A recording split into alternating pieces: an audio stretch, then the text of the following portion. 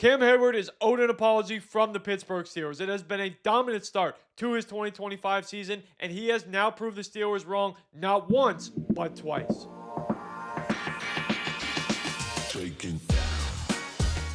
Let's flash back to the spring of 2024. Cam Heyward doesn't show up to OTAs, or if he does, it's in a very limited capacity. He says, I'm not participating until I get a new deal. And the Pittsburgh Steelers, they push back, rightfully so. They say, okay, Cam, we get it. You're a team captain. You're a Walter Payton Man of the Year award winner. We know what you've done for this franchise. But you're coming off a 2023 season where you hardly played because of an injury. You're approaching your mid-30s. You play the most physical position in the entire NFL.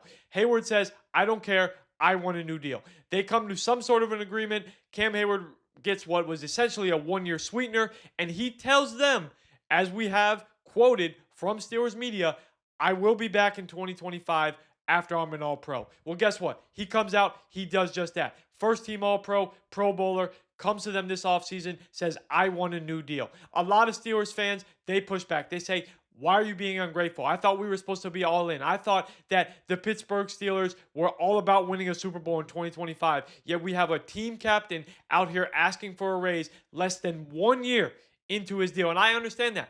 But this is a finite amount of time in the NFL if you're Cam Heyward. He knows that. And what has he done? Through the first 3 weeks, in back-to-back games, he's forced multiple turnovers. Last week, he had that big tip pass. It leads to an interception. Obviously, they lose the game. It's not a big deal.